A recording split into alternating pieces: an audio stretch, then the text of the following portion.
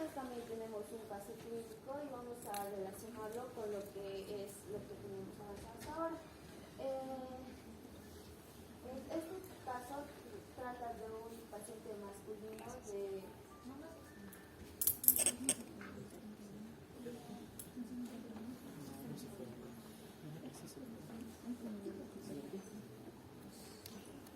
Disculpa, ha habido un error con eso, pero creo que todos tienen sus celulares, ¿no? Por favor, lo vamos a leer lo que es más importante.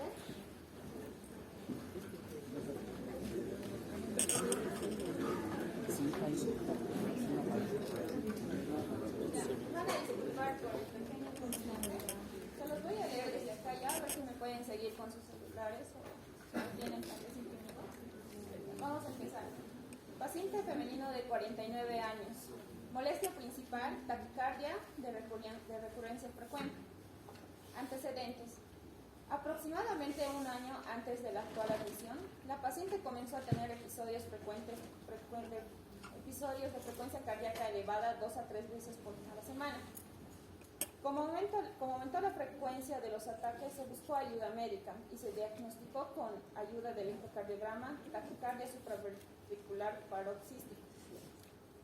Se enseñó a la paciente cómo frenar la arritmia mediante presión manual sobre los senos carotídeos, masaje del cuello, llevando a cabo la maniobra de Valsalva, iniciando el reflejo de buceo o mediante la autoinyección intramuscular de un agente presor, metoxamina, un agonista de los receptores alfa-adrenérgicos que eleva la presión arterial sistémica a producir constricción arteriolar periférica. El aumento de la presión arterial desencadena activación vagal en forma refleja. Sin embargo, estos procedimientos fueron cada vez menos eficaces. Se probaron diversos antiarrítmicos aislados o en combinaciones, pero ninguno de ellos logró disminuir de manera constante la frecuencia de los episodios de taquicardia. Examen clínico. La paciente tenía aspecto saludable, su presión arterial era de 115/70 milímetros de mercurio, lo normal es de 90 a 140/60. La frecuencia de su pulso era de 65 latidos por minuto, lo normal de 60 a 100 latidos por minuto, y no se encontró ninguna anormalidad cardíaca. Su química sanguínea fue normal y su función tiroidea se encontraba dentro de los límites normales. No se produjo ninguna arritmia durante el examen y no se pudo precisar la causa de la arritmia. Bien, en este caso clínico lo que vamos a destacar va a ser el por qué se produce la taquicardia y vamos a empezar con mi compañera. Quiero explicar un poco primeramente lo que es el ciclo cardíaco. El ciclo cardíaco son los eventos que se dan desde el inicio de un latido hasta que se finaliza e inicia el siguiente latido. El aumento de la frecuencia cardíaca reduce la duración del ciclo cardíaco. Lo normal es que haya 70 latidos por minuto, más o menos está entre ese rango. Ahora, cuando hay un aumento de la frecuencia cardíaca, el tiempo en el que va a ser el llenado ventricular se va a reducir y esto va a afectar a que no va a haber una buena eyección, o sea, de la sangre que tiene que llenarse en los ventrículos, y también va a disminuir lo que es el tiempo del ciclo cardíaco. Ahora, comenzando a explicar lo que es el ciclo cardíaco, vamos a explicar lo que es la función de las aurículas como bombas de cebado. Como sabemos, la sangre que viene de las venas cavas, que viene de la sangre venosa, va a ir a la aurícula derecha. Entonces, el 80% de esta sangre que se va a reunir en la aurícula derecha va a fluir al ventrículo por la gravedad, ¿no? Entonces, el 20% restante va a influir lo que es la contracción de las aurículas. Luego, lo siguiente sería la función de los ventrículos como bomba. Ya. Aquí tenemos este gráfico que nos va a ayudar con esto. Entonces, los ventrículos van a estar en lo que es la diástole, o sea, van a estar distendidos. Entonces va a haber un medición de la presión. Como se aprecia, se puede ver que ahí está la presión ventricular. En la parte donde dice que se abre la válvula auriculoventricular, va a haber una disminución de esta presión y se va a elevar un poco lo que va a ser la presión de las aurículas, lo que va a producir que se abra la válvula ventricular. Entonces va a haber un llenado y un aumento del volumen ventricular, como se observa en la línea de color azul. Como ya he mencionado, el 80% va a venir por la gravedad. Y eso sería lo más importante en esta parte, creo. Luego, el desbordamiento de los ventrículos durante la sístole. Tenemos estos periodos que son importantes, que es el periodo de la contracción isovolumétrica, periodo de eyección y periodo de relajación.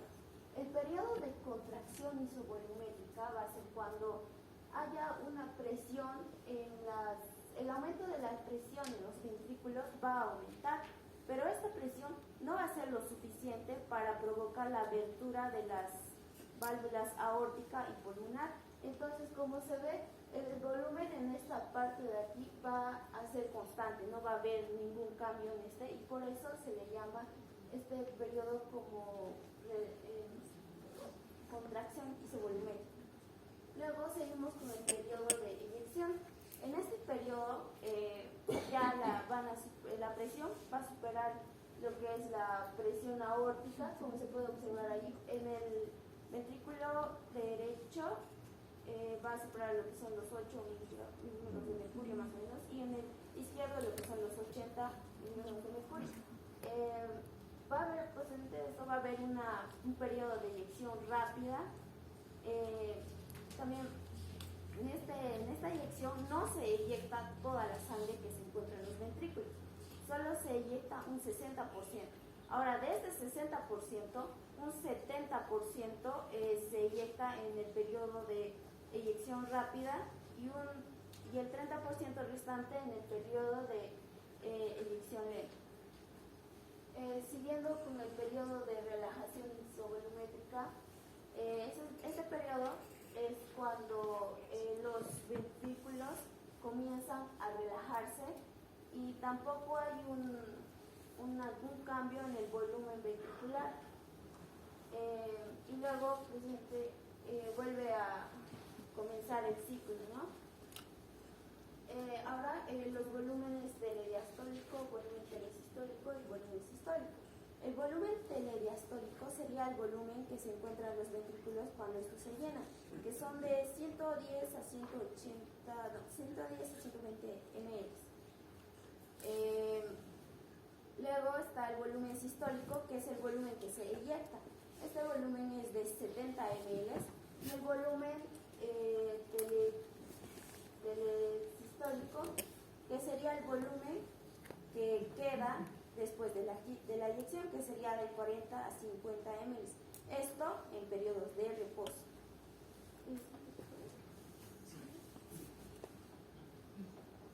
Ya, después de haber visto esto, tenemos lo que es la regulación del bombeo cardíaco.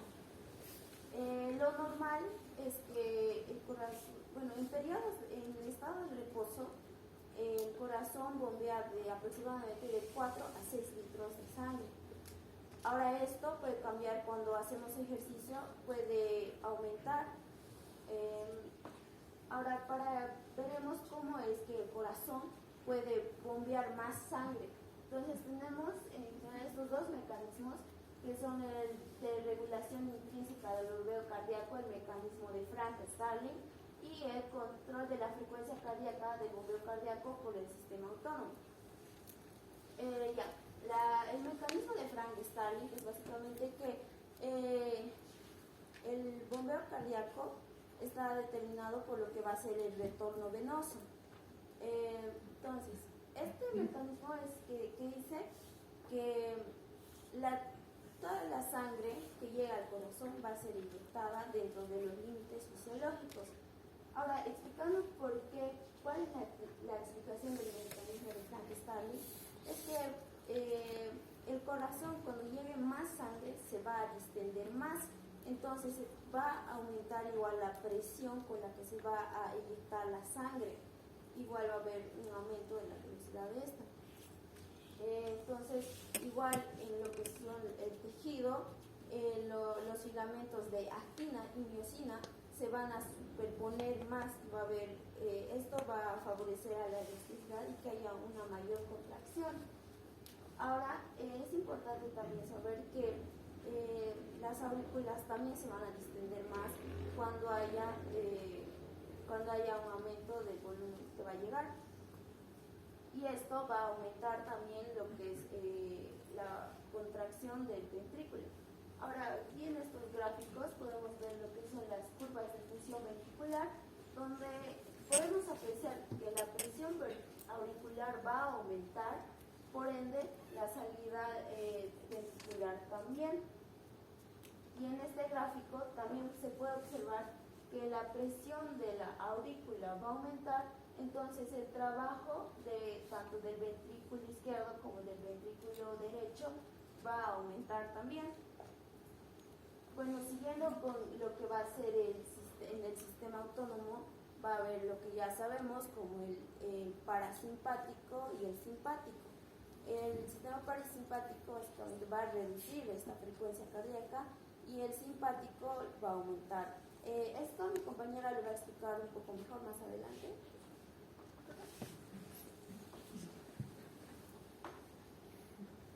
Bueno, ya, ahora sí yo voy a profundizar un poco más de lo que habló mi compañera. Vamos a empezar hablando acerca de la propagación del impulso cardíaco.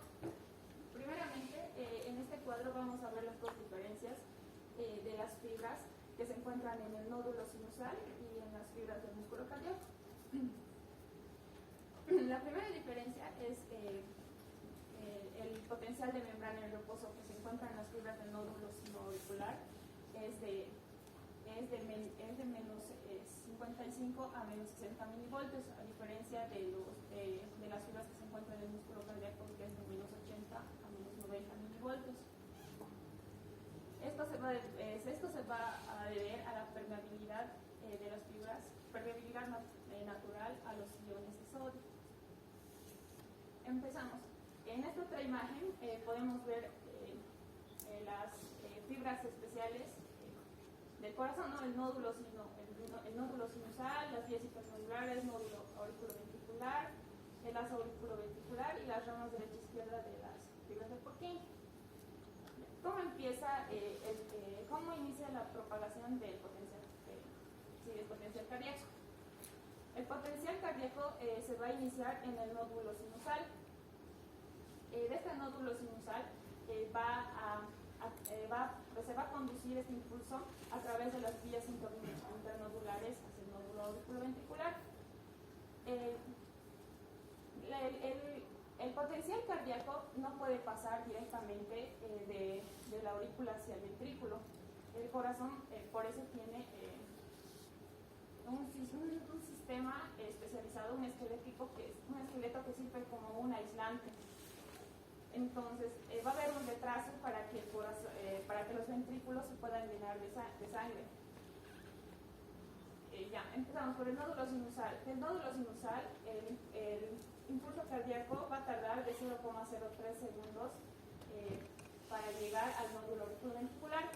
En este nódulo auriculoventricular propiamente dicho, vamos a tener un retraso que es de 0,09 segundos. De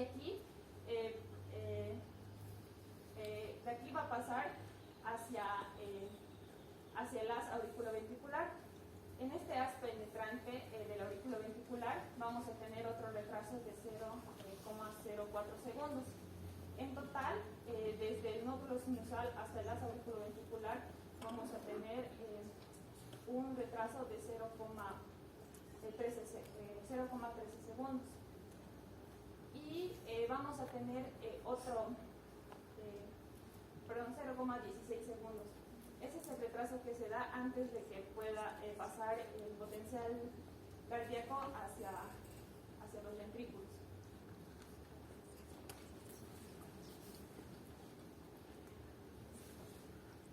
Ya, como ya lo mencionamos, ¿no? Acá se puede ver mejor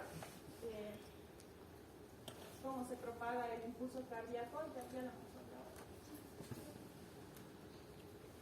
Ya, ahora sí, con ese pequeño resumen de la propagación del impulso cardíaco, vamos a ver cómo se regula cómo está regulada la frecuencia cardíaca. La frecuencia cardíaca está regulada por el sistema nervioso autónomo, como ya lo dijo mi compañera. El corazón está inervado por los nervios parasimpáticos y los nervios simpáticos. Los nervios parasimpáticos van a estar dispersos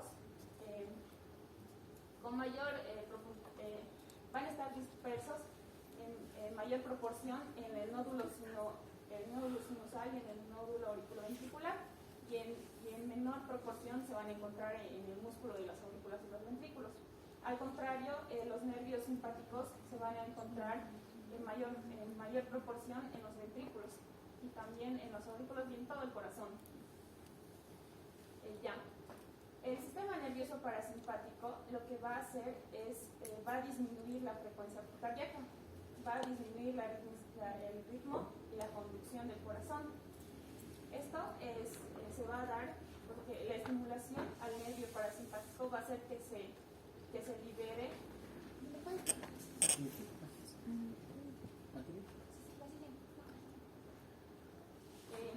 Se va a dar porque la estimulación de los nervios parasimpáticos va a hacer que se libere la hormona acetilcolina en las terminaciones nerviosas. Esta hormona acetilcolina va a tener dos efectos en el corazón. La primera es que va a disminuir la frecuencia rítmica del nódulo sinoauricular, y la segunda es que va a disminuir la excitabilidad de las fibras de la unión auriculoventricular. Esta hormona acetilcolina lo que hace es aumentar la permeabilidad de la membrana de las fibras al ion potasio. Como va a aumentar esta permeabilidad del ion potasio, el ion potasio va a salir y dentro de la fibra se va a tornar más negativo. Entonces, lo normal del potencial de membrana en reposo dentro de la fibra era de menos 55 menos 60, se va a aumentar esta negatividad y va a llegar hasta menos 70, menos 65, menos 75. Y como se va a tornar más negativo, pues era un tejido muy excitable, se va a volver menos excitable. Ahora, la diferencia con la estimulación simpática es todo lo contrario. La estimulación simpática va a aumentar la frecuencia cardíaca, va a aumentar la frecuencia de descarga del nódulo sinoauricular, va a aumentar también la fuerza de contracción del músculo cardíaco y va a aumentar la excitabilidad de las fibras de todo el corazón. ¿Cómo lo va a hacer? Mediante la estimulación de los nervios simpáticos se va a liberar la hormona noradrenalina. Esta hormona noradrenalina va a actuar en los receptores beta-1 adrenérgicos, y a su vez estos receptores beta-adrenérgicos van a aumentar la permeabilidad de la membrana de la fibra, va a aumentar al ion sodio-calcio. Esto va a ser lo contrario a la estimulación parasimpática. ¿Por qué? Porque al ser más permeable al ion sodio-calcio, va a hacer que el interior de la fibra se torne más positivo, y como se va a tornar más positivo, el potencial de acción se va a poder conducir más fácilmente, y con todo eso va a aumentar más la frecuencia cardíaca, y al haber mayor permeabilidad también de calcio, esto va a ayudar a que aumente la fuerza de contracción del músculo cardíaco.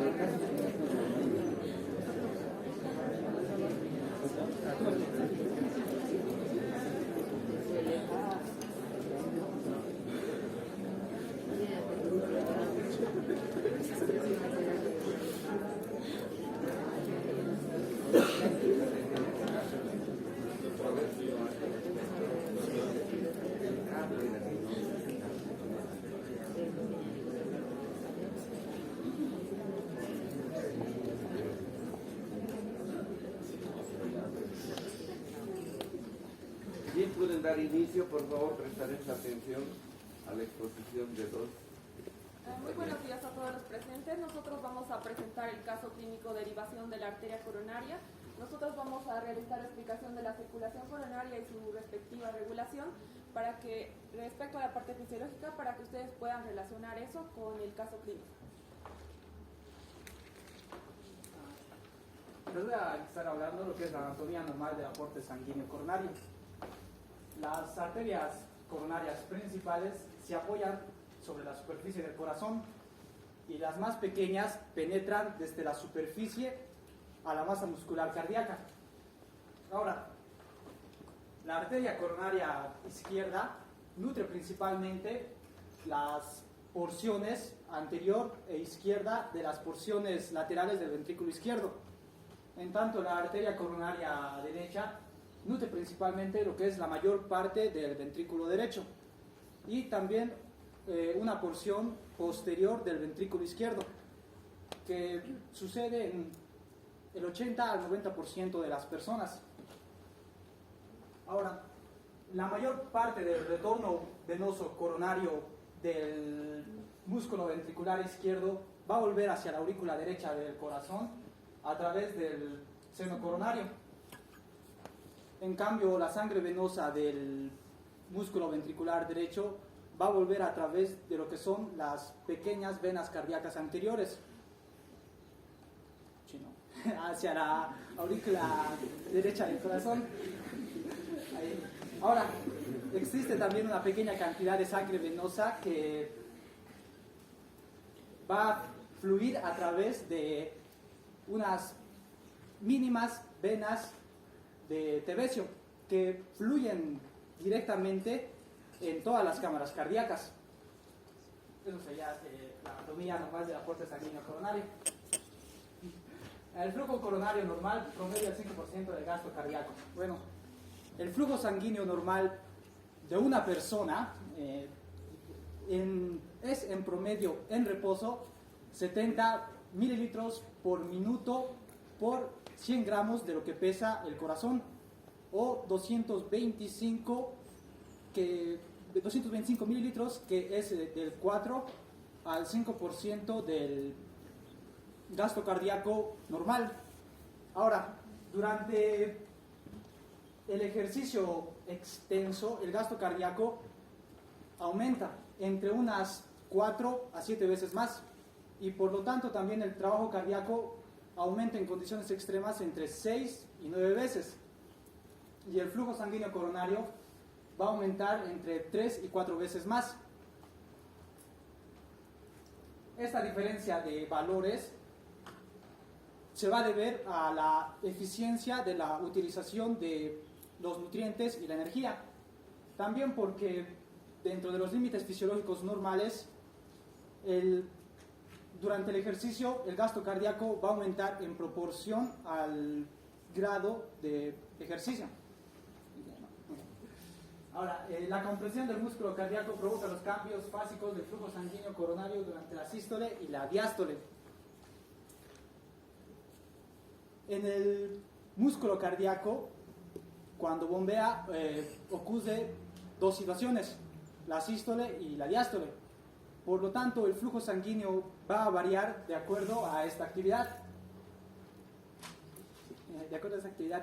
Y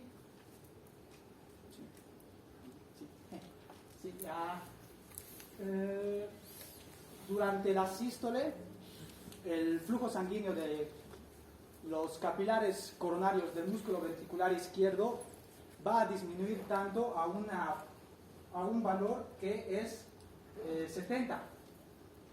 Esto se debe a la compresión del flujo de los vasos intramusculares durante la contracción o durante la sístole. En cambio, en la diástole, el músculo cardíaco se relaja y no se obstruye lo que es el flujo sanguíneo. Por lo tanto, la sangre va a fluir en la diástole alcanzando un valor que es por encima de los 300 mililitros. Ahora, también existe una diferencia de presión entre el ventrículo izquierdo y derecho, porque en el ventrículo izquierdo es más diferencial porque la presión sistólica es de 120 milímetros de mercurio. En cambio, en el ventrículo derecho no es la misma, es solo la sexteava parte. Ahora, a esta presión que se produce durante la sístole se le llama presión intramiocárdica. El flujo sanguíneo epicárdico frente al subendocárdico, efecto de la presión intramiocárdica. Las arterias intramusculares pequeñas,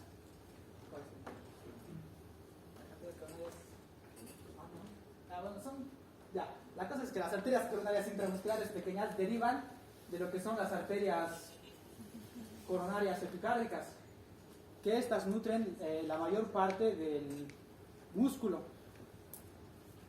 Y por debajo del endocardio se encuentra lo que es las arterias subendocárdicas, y durante la sístole el flujo sanguíneo a través de los plexos subendocárdicos del ventrículo izquierdo va a disminuir, pero existe un mecanismo que regula esto, que es que va a haber más vasos extra del plexo subendocárdico que van a regular este descenso de la presión. Eso sí. Continuando con la explicación de mi compañero, yo voy a explicar el control de flujo sanguíneo coronario. Este está regulado por la vasodilatación arterial local en respuesta a las necesidades de ese músculo cardíaco. En palabras más simples, esto se refiere a que este control de flujo va a estar regulado por el gasto metabólico, y este gasto metabólico va a responder a las necesidades nutricionales del músculo cardíaco. Como principal necesidad nutricional, el oxígeno y también otros nutrientes. La demanda de oxígeno va a ser el factor principal para esta regulación del flujo sanguíneo coronario. Como sabemos, el 70% del oxígeno se va a obtener a través de la circulación coronaria, a través del músculo cardíaco. Pero, ¿qué pasa si necesitamos una demanda mayor de oxígeno? Solamente tendríamos como reserva el 30% que está en la circulación coronaria. Por lo tanto, se dice que el flujo sanguíneo va a aumentar respecto a la demanda de oxígeno que necesitemos en la circulación coronaria. Para entender esto necesitamos entender lo que va a ser el control del flujo sanguíneo local, que se da en los tejidos y también en el músculo esquelético, y es algo similar que se da en el músculo cardíaco. Este control de flujo sanguíneo local menciona que por un aumento del metabolismo tisular incrementa el flujo sanguíneo, y también por una disponibilidad reducida de oxígeno también el flujo sanguíneo va a aumentar. Pero para poder entender por qué la actividad metabólica y una disponibilidad reducida de oxígeno va a cambiar lo que es el flujo sanguíneo, tenemos que entender las dos teorías, que es una teoría vasodilatadora y la teoría de demanda de oxígeno. Primeramente, la teoría vasodilatadora, como papel especial que va a tener a la adenosina, esto se refiere a que cuando hay una mayor actividad metabólica y también hay una reducida cantidad de oxígeno, el flujo sanguíneo debe aumentar para poder aportar con los nutrientes necesarios, ya sea al tejido o en este caso al músculo cardíaco. Como vemos en la imagen, cuando hay una menor saturación de oxígeno, por ejemplo del 25%, el flujo sanguíneo va a aumentar para provocar lo que es una mayor, para el incremento de lo que van a ser las necesidades nutricionales. Cuando hay un descenso de lo que va a ser el oxígeno, por lo tanto se van a liberar lo que van a ser las sustancias vasodilatadoras para que así aumente el flujo sanguíneo. Como principal tenemos a la adenosina, pero también podemos hablar de los iones de potasio, iones de hidrógeno, el dióxido de carbono, prostaglandinas y el óxido nítrico. Cuando hay un descenso de oxígeno, lo que va a pasar en los miocitos es que estos van a degradar el ATP en ADP y luego en AMP. Esto va a causar la liberación de la adenosina para que ésta pueda dirigirse a los vasos sanguíneos y pueda causar lo que es su dilatación y respectivamente aumentar lo que va a ser el flujo sanguíneo. La teoría de la demanda de oxígeno también se llama teoría de la demanda de nutrientes, ya que no solamente esta teoría implica lo que es el oxígeno, sino también la necesidad de otros nutrientes. Es lógico pensar que cuando tenemos una cantidad aumentada de oxígeno se va a poder realizar la contracción correspondiente, por lo tanto va a haber un menor flujo. Pero cuando tenemos una cantidad disminuida de oxígeno, básicamente no podemos realizar la contracción, por ende se va a dar una relajación y va a aumentar, va a haber un mayor flujo. Esta teoría se dice que no solamente se va a ver lo que es la vasodilatación por una deficiencia del oxígeno, sino también se puede dar por una deficiencia en cuanto a lo que van a ser la glucosa, aminoácidos, ácidos grasos e incluso las vitaminas. Como resumen, se dice que cuando tenemos un menor suministro de oxígeno o una mayor actividad metabólica, el oxígeno disminuye. Y por lo tanto va a haber una relajación de las arteriolas y esfínteres precapilares y debe haber un aumento del flujo sanguíneo para compensar esta disminución de oxígeno. La regulación coronaria también está regulada por el control nervioso, que está dada por el sistema nervioso autónomo, que este va a causar tanto efectos directos como indirectos. Con los efectos directos nos referimos a los neurotransmisores, que de la parte de los nervios vagales, de la parte parasimpática, tenemos a la acetilcolina, que actúa con los receptores beta para provocar la vasodilatación. Y tenemos de la parte simpática a la noradrenalina, que es principalmente vasoconstrictora, pero también a la adrenalina, que puede ser tanto vasodilatadora como vasoconstrictora. Respecto a los receptores alfa, son los que van a provocar la vasoconstricción. Se dice que en los vasos sanguíneos que son epicárdicos, es decir, en las arterias coronarias, lo que predomina son los receptores alfa, y en los que son intramusculares, en los vasos sanguíneos intramusculares, predominan los receptores beta. Los efectos indirectos van a estar relacionados, van a responder a los cambios de flujo por aumento o descenso de lo que va a ser la actividad cardíaca. Cuando tenemos una estimulación simpática, lo que va a pasar es que va a aumentar la frecuencia cardíaca, por ende va a aumentar la fuerza de contracción y también va a aumentar la actividad metabólica. Esto va a provocar una vasodilatación. Cuando hay un estímulo de la parte parasimpática, vamos a tener un descenso de la frecuencia cardíaca, una disminución de la contractibilidad y una disminución de la actividad metabólica. Por ende, se dice que esto directamente va a provocar una vasoconstricción. Los efectos indirectos tienen una mayor relevancia y van a ganar sobre los efectos directos, ya que se dice que casi siempre, ¿no?, cuando los efectos directos van a presentar una reducción del flujo, van a ser los efectos indirectos respecto al control metabólico quienes anulen a estos efectos directos en cuestión de segundos. Es importante mencionar que el flujo sanguíneo coronario más que todo está regulado por ese control de flujo sanguíneo a nivel local.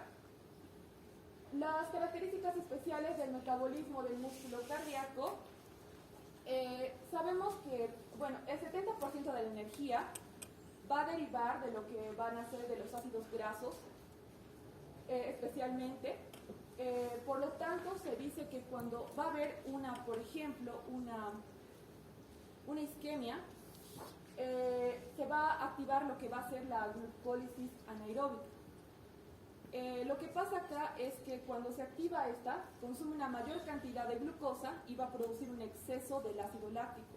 Lo que se cree que este podría ser un efecto para lo que provoca el dolor cuando hay una cardiopatía. El 95% de la energía liberada de los alimentos se utiliza para la formación de ATP. Sabemos que el ATP es muy importante para la contracción, como también para la regulación del corazón y de las células, para su funcionamiento normal. Entonces, cuando básicamente hay una reducción en cuanto a lo que va a ser una reducción en el flujo sanguíneo, o cuando hay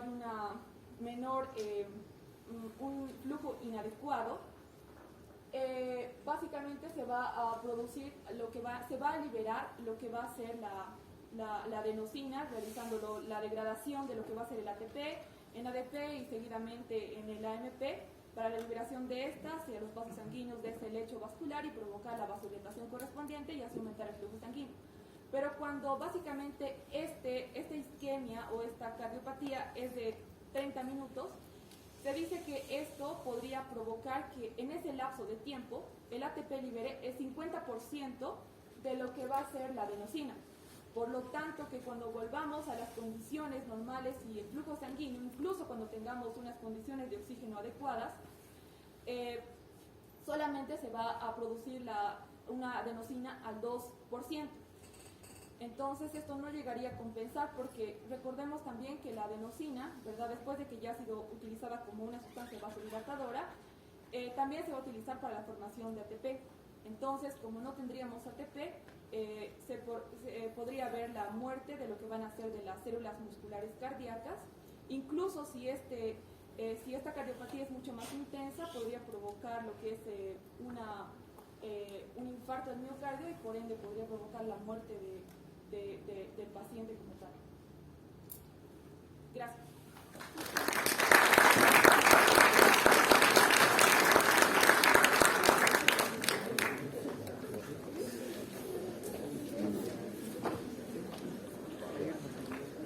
Bien, vamos a agradecer a los compañeros estudiantes que han hecho sus presentaciones. Bien, gracias, muy bien las presentaciones. Muy bien, ahora vamos a continuar con el desarrollo de este seminario y por lo tanto nos vamos a dar un espacio de preguntas o aclaraciones que deseen ustedes obtener de parte de ustedes mismos, porque de eso se trata. En honor al tiempo, pues no demoraremos mucho. A ver, ¿tienen alguna duda, algo que quieren compartir, complementar entre ustedes? Levanten la mano, por favor. Bueno, todo está claro.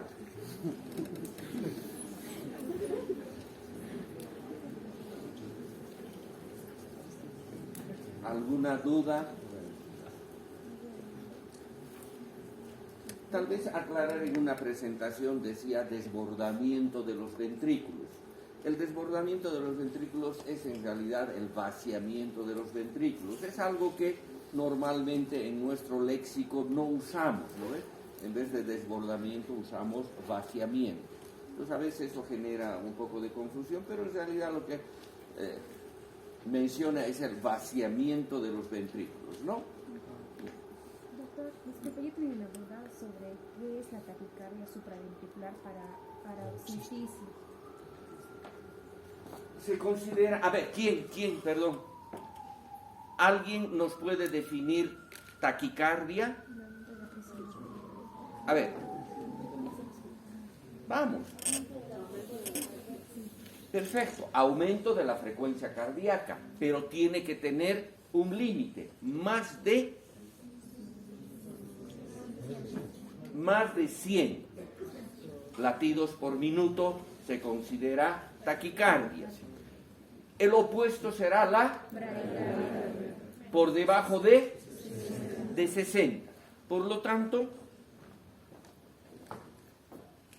toda frecuencia cardíaca mayor a 100 milímetros de mercurio se considera taquicardia. Y la taquicardia supraventricular quiere decir que su origen, como lo dice, está por encima de los ventrículos.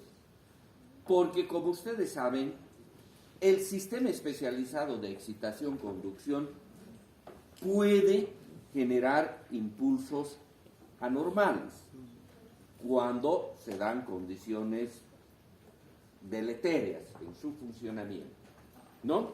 Cuando se produce la taquicardia supraventricular, quiere decir que todo el proceso de excitación rítmica está incrementado. O sea, se incrementa la frecuencia auricular y se aumenta la frecuencia ventricular. Porque puede haber una diferencia entre la frecuencia auricular y la frecuencia ventricular. Por eso que en el video que nos mostramos en la práctica de electrocardiograma, uno de los pasos dice, ¿no ve? Evaluar el ritmo auricular, evaluar el ritmo ventricular, si son regulares o irregulares.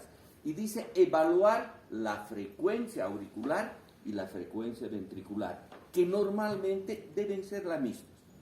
Entonces, una taquicardia supraventricular está obviamente naciendo por encima de los ventrículos y genera un aumento uniforme tanto de la frecuencia auricular y ventricular. ¿Sí? Sí. ¿Alguna otro comentario, pregunta? ¿Cómo se conocen que es una taquicardia sinusal?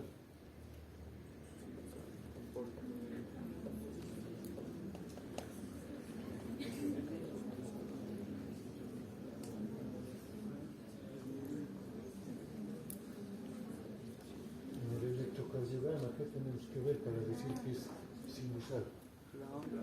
Onda P. Si hay frecuencia incrementada, pero hay onda P previa al QRS, es una taquicardia sinusal. Y las causas de taquicardia sinusal ya las han explicado también. La hiperexcitación simpática, por ejemplo, el estrés, la liberación de adrenalina por otras causas que van a provocar el incremento de la frecuencia cardíaca por parte del nódulo sinusal, ¿verdad? Ahora, en la taquicardia paroxística se dice paroxística porque es por paroxismos, no es todo el tiempo, sino viene como descargas. Pero fisiológicamente, ¿qué sucede cuando hay un incremento de la frecuencia cardíaca comandado por el nódulo sinusal, obviamente, pero si está latiendo a 180, 200 por minuto, el movimiento del volumen o de los volúmenes es el mismo, es el fisiológico. ¿Qué sucede con los volúmenes? Se disminuyen los volúmenes, ¿no? Tanto auricular como ventricular, porque no dan tiempo a llenar, ¿no? Todo el tiempo se está vaciando lo poco que llega a la aurícula, al ventrículo y del ventrículo a la circulación.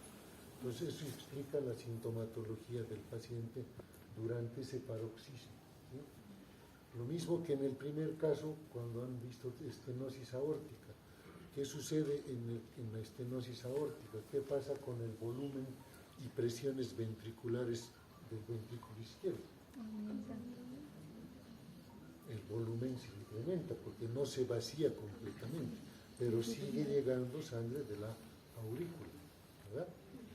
¿Cómo estará? El gasto cardíaco está disminuido, han dicho bien, pero ¿cuál será la fracción de eyección en un paciente con estenosis aórtica? ¿Cuánto es la fracción de eyección normal? 60% del volumen, ¿sí? Y en este paciente con estenosis, ¿qué pasará? Disminuye la fracción de eyección. Por lo tanto, se está expulsando menos sangre, no se está cumpliendo con el transporte de oxígeno a los tejidos, y esa es la manifestación posterior de los síntomas. Y en este último caso han visto un problema de un paciente ya con problemas de circulación coronaria.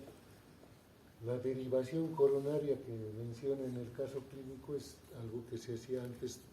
Hoy ha mejorado la situación y en las unidades coronarias de los hospitales lo que hacen es colocar los denominados stent, que significan que son recanalizadores de las arterias que se colocan por dentro, y de esa manera se vuelve a recanalizar la circulación coronaria.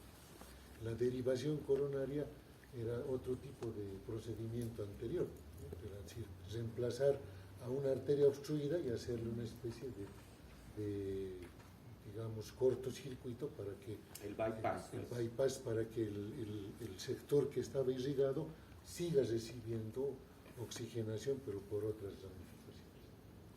¿No? Entonces, que en ese último caso, a ver, repasaremos algo de electro que ya van a ver también en práctica. ¿A qué denominamos onda de lesión?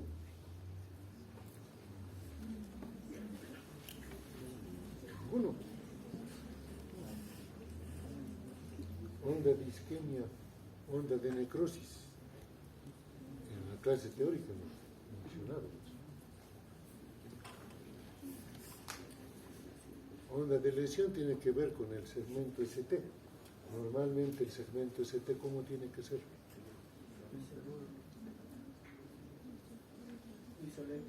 Isoeléctrico o cero voltaje, ¿verdad? Cuando este ST está elevado o disminuido, a eso se denomina la onda de lesión. Y onda de isquemia. Cuando ven onda T invertida, en cualquier derivación excepto la ABR, hay una onda de isquemia, es decir, que ya se ha afectado la nutrición del miocardio. Y describen los autores las ondas Q profundas, que denominaban ondas de necrosis o de cicatrices antiguas de infartos previos, ¿no? Entonces, la fisiología les tiene que ayudar a entender la fisiopatología. Si así funciona bien algo, ¿qué pasa cuando está alterado? En los grupos prácticos míos también les dimos como tarea qué pasa en una comunicación interauricular. Un paciente con comunicación interauricular, ¿qué alteraciones hemodinámicas puede tener? O, como lo han mencionado también en una parte de un caso clínico, ¿qué pasa con la hipertensión arterial? ¿Qué efectos produce eso en el corazón? ¿No? Entonces, esos conceptos básicos de fisiología tienen que aprenderlos en este segundo año. En tercer año van a ver patología y en tercer año van a entender mejor cómo se produce una alteración. ¿Por qué? Porque ya saben lo normal. De eso se trata, de que fisiología les enseñe lo normal. Y al año van a entender mucho más rápido, como están viendo con las aplicaciones clínicas, van a entender mucho mejor la relación con las alteraciones. Y si entienden fisiopatología, van a entender mejor cómo se deben tratar esas alteraciones. ¿Ah? Entonces, esa lógica tienen que seguir. Nosotros lo que queremos es que en las clases teóricas y prácticas, por eso se hace aplicación clínica, para que ustedes entiendan que es útil aprender la fisiología. Porque si no saben la fisiología, no van a entender el resto. ¿Ya? Por eso insistimos en que estudien, por eso insistimos en que fisiología no solo es una clase, sino repasen, lean, repasen en la práctica, sigan estudiando fisiología. Sabemos que hay otras materias que tal vez a ustedes les provoca más interés o más importancia, pero si descuidan la fisiología, no van a entender la lógica de la medicina. Porque la lógica de la medicina es eso. Yo entiendo cómo funciona el cuerpo humano normalmente y por eso entiendo cuándo se altera. Y si entiendo las dos cosas, entiendo mejor cómo voy a resolver el problema. ¿Ya? Entonces, de eso se trata la revisión de casos clínicos. Muy buenas las presentaciones de los tres grupos. Por lo menos yo les felicito por la claridad de las exposiciones. Hay dudas, a veces hay nerviosismo, sí. Trataremos de hablar siempre con más fuerza, más claro. Incluso yo que tengo voz baja, tengo que esforzarme para hablar en este auditorio, ¿verdad? Pero ha estado muy bien presentado y la relación con los conceptos fisiológicos ha sido correctamente elaborada. Felicidades a los tres grupos. Ya vamos a estar en el siguiente seminario con fisiología renal.